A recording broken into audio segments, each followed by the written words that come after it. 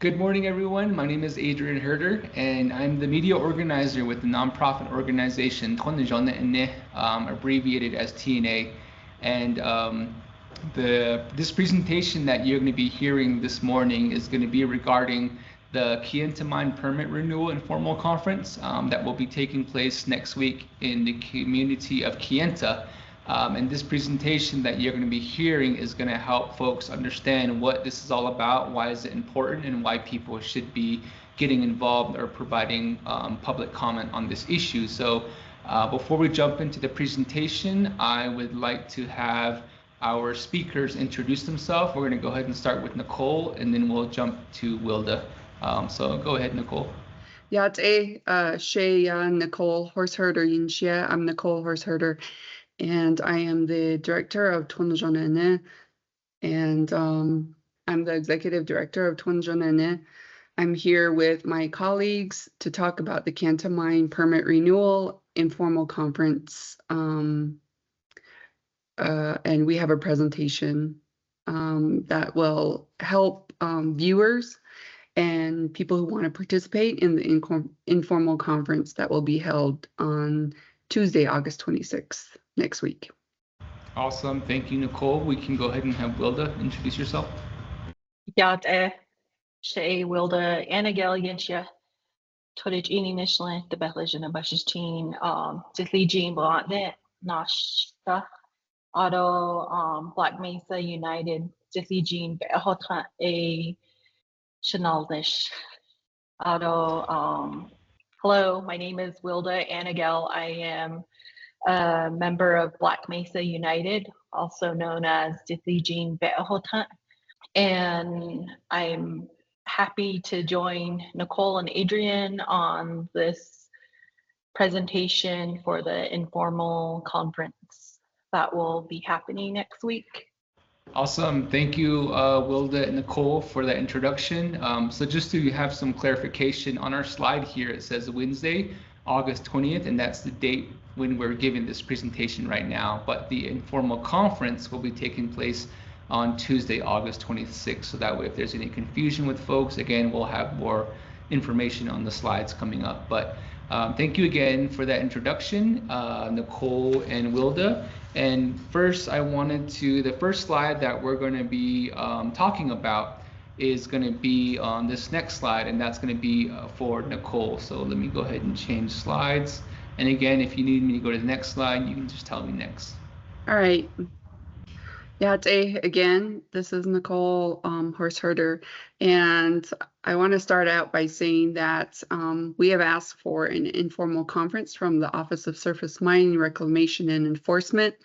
Many of you might know that there has been coal mining on the Black Mesa Plateau for the last 50 years.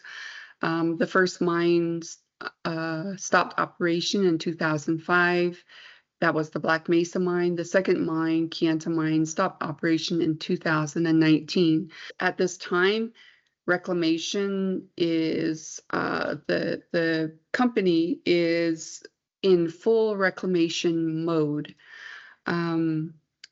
So of course, reclamation is happening right now as we speak, and but cleanup work is still dictated by a permit that is right now out of date and completely inaccurate, doesn't reflect the mine status. And the last significant revision to the reclamation plan that is in the currently expired permit was in 1990, which is about 35 years ago. So the expired permit does not contain a detailed reclamation schedule, nor a comprehensive cost analysis of the reclamation work, nor any details on the restoration of the shallow and the deep aquifers that Peabody has used to support its mining operation over the last 50 years. So what's happening now is that Peabody has submitted for a permit renewal. And in the years past, in our experience following the operation and now the reclamation, that Peabody expects to get a renewal for the permit without any kind of opposition or any challenge, dealing with compliance issues.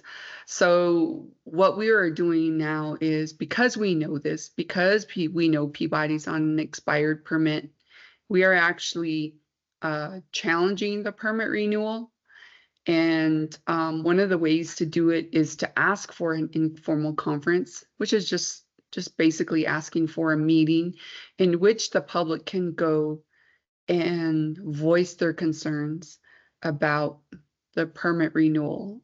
And in this case, the permit renewal is any and all operations that are happening right now inside the lease area. So the issues that people can raise can be a wide variety of issues, and we'll go over some of those a little bit later. I hope that that's a good summary of the next couple of slides, where we'll go into a little bit more of the issues and some of the background of Peabody Western Coal Company's operation on the Black Mesa mine the last couple of decades. Go ahead, Wilda. So the lease area is above 60,000 acres, and the area that we're focusing on is on the Kayenta Mine complex for that permit renewal. And the Kayenta Mine complex is about 44,073 acres in the northeastern sections of the lease area. And operations began in this area in the early 1970s. Next slide. So I will give a brief overview of the Kayenta Mine complex, while Nicole will be discussing some of the components of reclamation and the impacts on the aquifer. Next slide. So we can't talk about coal mining on Black Mesa without talking about the dark history. So coal mining development started in the early 1960s, and it was to provide low-cost electric and water to major cities in the Southwest, like Tucson and Phoenix. The lease agreements to extract coal consisted of exploitation of tribal governments, including Hopi and Navajo, causing division, much like the concepts of dividing and conquering. And then we also hear stories of how attorney John Boyden took advantage of tribes, secretly working on behalf of the Hopi tribe as an attorney while working for Peabody during negotiations of the lease agreement. His tactic was dependent on persuading tribal leaders to sign the coal lease agreement. And for generations, both Hopi and Navajo tribes received pennies on the dollar for the land and water ceded on the Kayenta and Black Mesa mines. And next slide. So coal mining impacts on Black Mesa have existed. I'll be talking about Kayenta Mine in a little more detail, and then Nicole will go into the aquifer drawdown. So there are a number of issues that our groups are raising, and one of the main issues is water. And of course, on the Black Mesa Plateau, the most abundant supply of water is the groundwater. And Kayenta Mine consumed a significant amount of water, about 1,500 acre-feet per year, pumped from the aquifer. That's equivalent to about 1.4 million gallons every single day for 46 years. That's also equivalent to 500 million gallons each year for the entire life of the mine. And on Black Mesa, we've experienced wells and springs that have dried up. The water has declined. The water quality has changed. And many people today are forced to haul water from community wells to be able to water their livestock and for domestic use. So this well And Wilda will say a little bit more about the science behind this in the slides to come. But I have the other issue that I think we're going to raise is, next slide, please, is that, so here we're looking at a table that shows lands that were mined pre-law, and pre-law basically is just pre-SMRE, so pre Office of Surface Mining, Reclamation and Enforcement regulations that regulate how lands that have been mined are going to be reclaimed.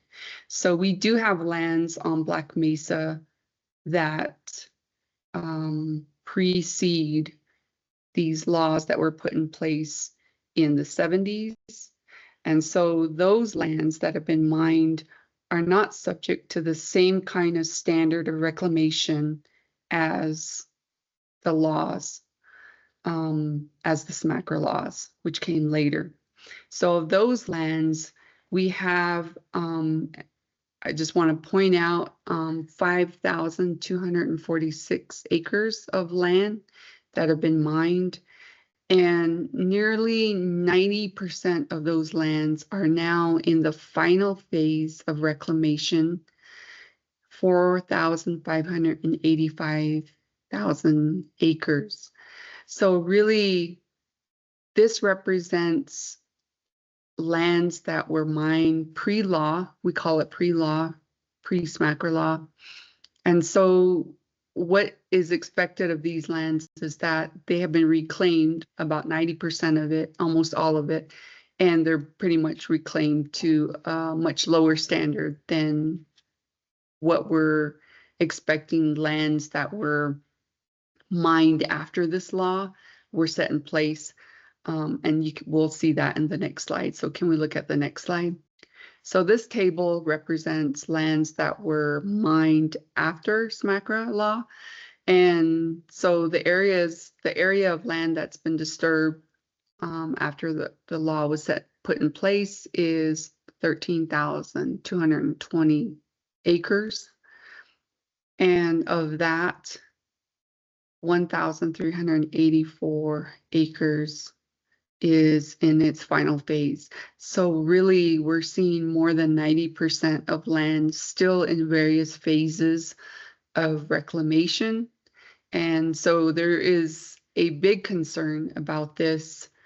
We're doing the best we can to educate the people that are not just impacted and live in the lease area, but also those who live on Black Mesa, who are concerned about making sure that the lands get reclaimed to the highest standard possible. But since so much of the land is still in various phases of reclamation, we are trying to stay involved at this time, because we believe that the more that we voice our concerns and the more that we challenge the standards that are in place, the better the reclamation can be. And after all, these lands will be returned to us when they are fully reclaimed, and they will continue to be monitored for years afterwards. But at least we'll have lands that are reclaimed to the highest standard possible, and this includes water reclamation as well. So next slide, please. So I'll go into the coal mining impacts on Black Mesa that has existed for decades and still continues post-closure. But I do like to emphasize the need for the monitoring to continue and to ensure that reclamation is held at the highest standards. So some of the impacts include air quality deterioration, land disturbances on over the 60,000 acres, and even land that is adjacent to the coal mine lease boundaries, and the destruction and impacts on the streams and the watershed, destruction and disturbances of burial sites, and also the destruction of sacred sites, that have existed before the mining operations began. We had hundreds of sacred sites here, and there are many stories that our community members remember. There are many stories that the community members have of where these sacred sites once existed. And there's changes to the surface and groundwater, including the groundwater chemistry, and then the overpumping of the aquifer and the impacts of domestic water use. And domestic water is water used for livestock and home use. That's potable water and drinking water. This meaning that the impact to the domestic water supply include the deepening of the water table that increases the cost to pump water for domestic use. And next slide. This is Nicole's slide. Oh, okay. Is my mic on? Sorry. Yeah, so of all these issues, of course, are important. But I think one of the things that we continue to highlight as community members living in the lease area and living outside the lease area is the water issue. Because those of us that live on the Black Mesa Plateau, we share the same water.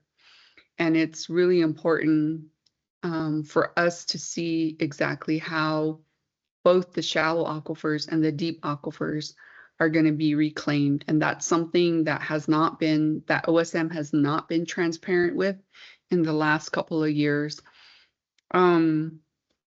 I want to just briefly explain what I mean by the shallow and the deep aquifers. As mining has occurred on Black Mesa, one of the things that happened to the more shallow aquifers is that the mining company, before it goes down and starts taking layers of coal out of the ground, it has gone through and excavated many of these places, taking the topsoil off and digging through and finding those seams of coal. The other thing that it has done as it's excavating is to make sure that there aren't any historic artifacts and human remains in the ground. So they have carefully removed those and put them in storage as they have gone through and they're looking for coal seams.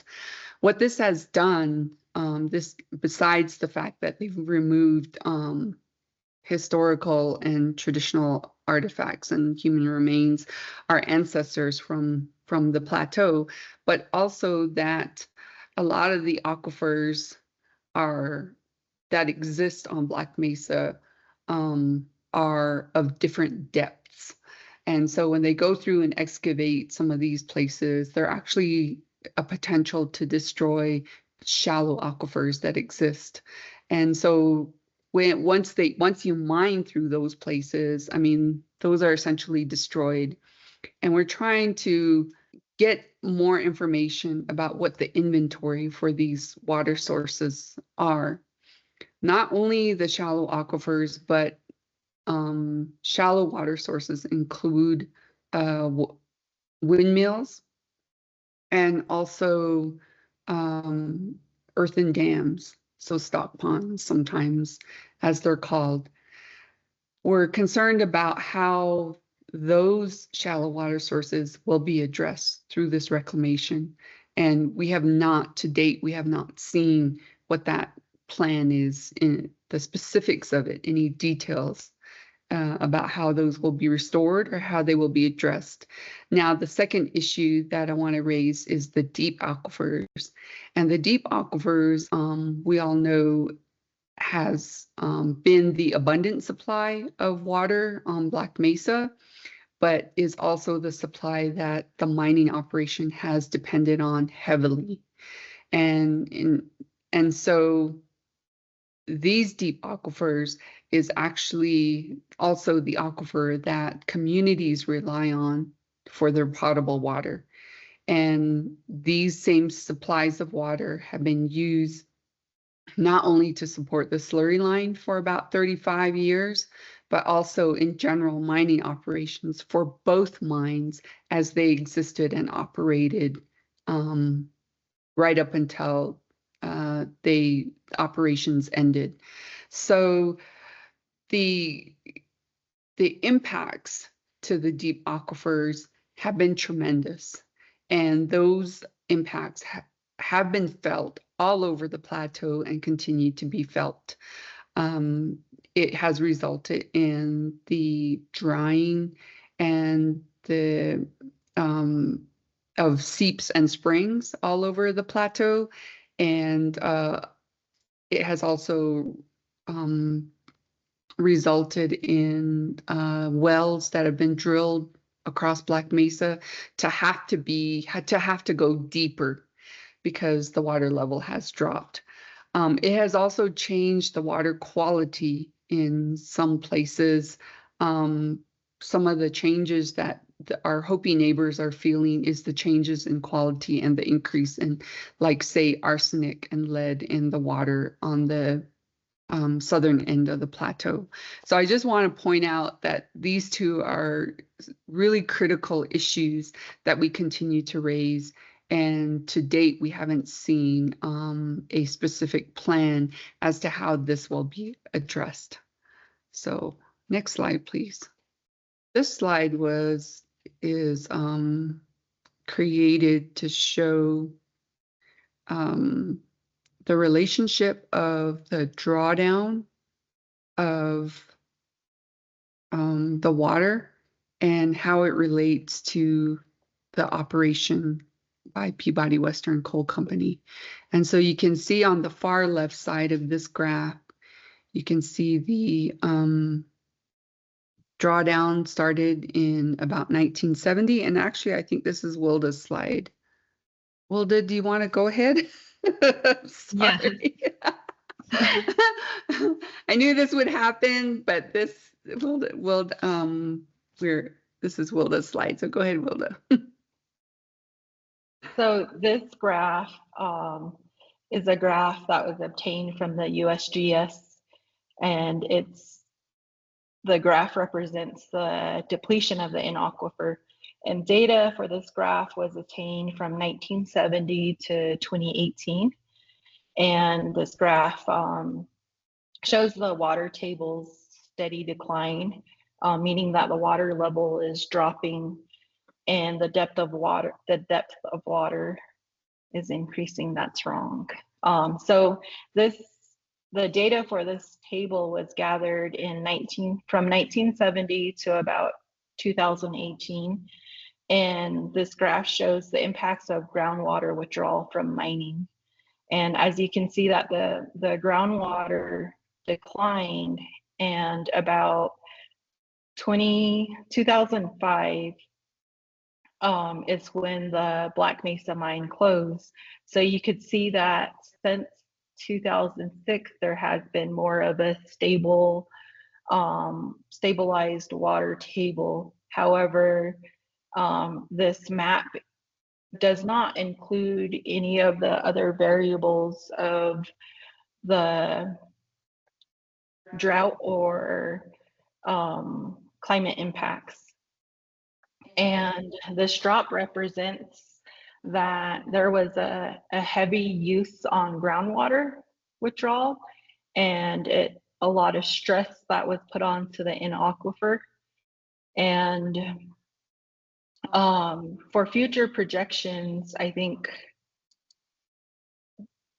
it would ultimately change because of the way the reclaimed area is being completed now. There's going to be a lot of changes in the water chemistry and the way that the land has been altered. There's going to include it into any future water studies or any future watershed studies. sediment regimes have to be a big part of that, because topsoil was placed back onto the reclaimed areas, and there's no other hard substrates that keep the sediments in place. So this graph specifically talks more about the in-aquifer and the depletion, but we also need to remember that there's a large watershed across the Dził Yíjiin region. And I'll pass the slide on to Nicole. Okay, thanks for that, Wilda. Adrian, can we go back to the last slide? I just want to add one more comment to that. I think the basic thing for listeners, those that are watching this presentation, to remember is that all the things that Wilda said are super important, but I just want to add one more thing, and that is that one of the things a critical thing this slide represents is that water is being used by Peabody, we see this trend, that this graph, the trend that the water is declining. And I think it's important to point out that as soon as the operation and the slurry line stopped at Black Mesa Mine in 2005, you can see a change in the water levels in this map. And then again, and you can see a slight upward turn after that. So if you're looking at just the science, there's definitely a correlation between the decline in water levels and the pumping by Peabody. So the correlation is very clear, and it clearly ties the decline in the aquifers to the pumping of Peabody Western Coal Company. So I think that's an important thing to remember on this slide. Next slide. So Peabody and OSM, interestingly, are making the case that Peabody is not responsible for the huge drops in the aquifer. In about 2007 or so, Peabody's been using computer models for many years now, but in about 2005, between 2005 and 2007, we actually went through mediation in which we were able to compel or force the use of real-time data as part of the determination of the health of the aquifer. And had we not done that, they might have switched completely to just computer modeling. And computer modeling is problematic just because it doesn't take into consideration what's real-time data. Like, it's just a method in which you're putting in numbers and then, allowing the computer modeling to give you different scenarios. So Peabody and OSM are trying to make the case that they are not responsible for the huge drops in the aquifer. They use computer modeling that Peabody has spent millions of dollars developing to say that domestic water use by Navajo and Hopi is largely to blame for the drawdown and any damage to the aquifer. One of the cases in one measurement of BM3, one of the monitoring wells, BM3, as the graph just showed, the previous graph showed you in 2016 that the municipal use totaled 391 acre feet. Kayenta Mine used almost 3 times that amount. So basically about 1,090 acre-feet. Over the lifetime of the mine, the water levels in the aquifer dropped about 108 feet. OSM states that the municipal pumping has caused 97% of the drawdown and is responsible, and that mining is actually only responsible for 3% of the water level decrease. Now, if you look completely at the science, that data doesn't show that at all, but yet OSM continues to stand by that. The basic point is that we have a company here that's relying completely on computer modeling, which is just an absurd thing to do. But instead, we want them to continue to use the actual measurements of the collected by USGS to make their decisions. So next slide, please.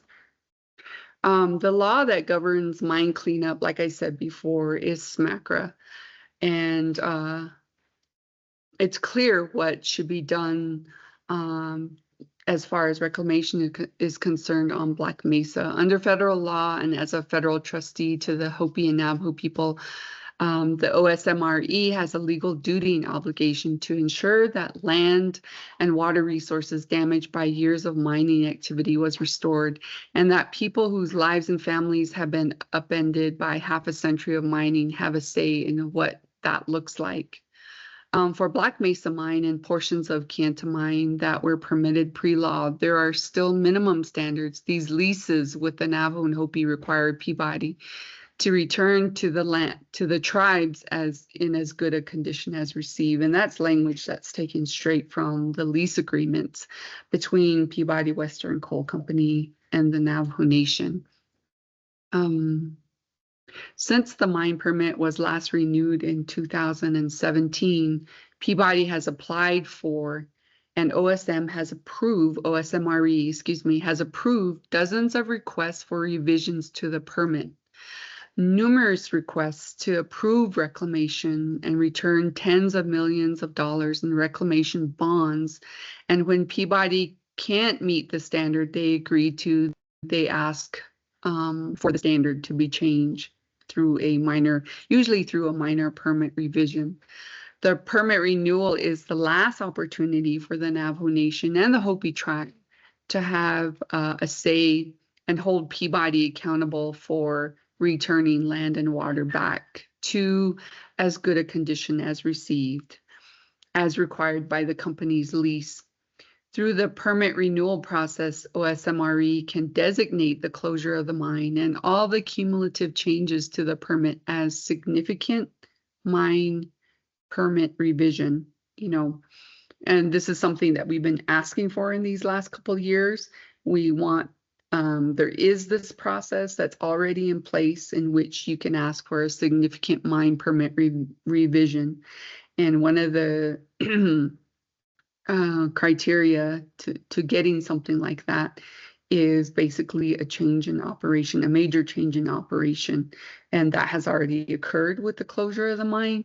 And what this process does is open up for public it opens up a process in which federal agencies can come together and take another look at the reclamation plan, and most importantly for the public to be able to get involved. So basically it opens the door for a comprehensive review of reclamation that involves all the federal agencies and oversight of the mine. So this includes OSM, BIA, land management, EPA, the Department of Interior, and so forth, the Navajo Nation, and other organizations that might have a say, might have a stake in this. Last slide here. In closing, I guess I would like to just remind everybody, the listeners out there, that the informal conference will be held at Kayenta Chapter House, Tuesday, August 26, 2025, from 10 a.m. to 12 p.m. Mountain Daylight Time. And I want to allow both Adrian and Wilda to make any final comments as well. I hope you all are able to join us next week. We really need the community residents that live adjacent to the coal mine, as well as other community members and other organizations. We really need our voices to be heard, and we need everyone to voice their concerns and their opinions. And I really appreciate it. And thank you for this time. Thank you for allowing me to join. Nicole and Adrian, ahiyahet. Awesome. Well, again, thank you all for jumping on this short presentation with us. And the last slide for folks who might be interested in wanting to stay connected with Nicole and Wilda, we have their contact information here. Once again, Nicole is our executive director with Twanajona, abbreviated as TNA. You can email her at nicole@twanajona.org. And then we also have Wilda Anagosh is a community member with the Black Mesa United, BMU, and they can be reached at blackmesaunited@gmail.com. So once again, thank you everyone for joining us for this short presentation. You can also find this recording on our YouTube channel. Some of you might be tuning in from there. And then also we'll house it on our website as well for folks who might be interested to learn more about this meeting coming up next week. So again, thank you everyone for joining us, and you all have a good day. Thank you.